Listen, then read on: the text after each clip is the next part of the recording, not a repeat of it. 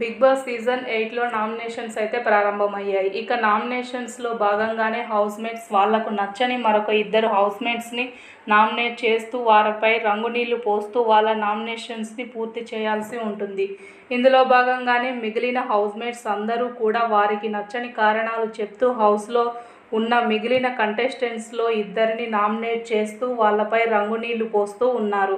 ఇక మొత్తానికి మణికంఠ టైం వచ్చేసింది. మణికంఠ నామినేషన్స్లో భాగంగానే శేఖర్ భాషను నామినేట్ చేస్తూ చెప్పిన కారణాలు హౌస్మేట్ మొత్తానికి నవ్వు తెప్పించేశాయి. గత వారంలో ఇలాంటి సిల్లీ రీజన్స్ చెప్పి నామినేషన్ చేయడం వల్ల బేబక్క ఎలిమినేట్ అయ్యి హౌస్ నుంచి బయటకు వచ్చేసింది. ఇక ఈ వారం మణికంఠ శేఖర్ భాషను నామినేట్ చేస్తూ చెప్పిన కారణాలు అంతే సిల్లీగా కనిపిస్తున్నాయి.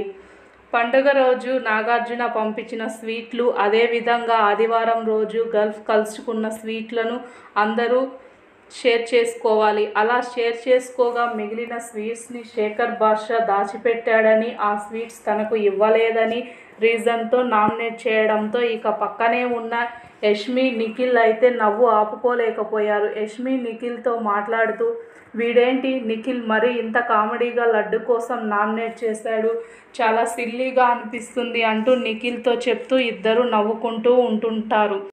ఇక నిఖిల్ అయితే నువ్వు సైలెంట్గా ఉండు, ఈరోజు నువ్వు ఏమైనా చెప్తే వచ్చే వారం నిన్ను కూడా నామినేట్ చేస్తాడేమో అంటూ మణికంఠ నామినేషన్ చాలా కామెడీగా తీసుకున్నారు.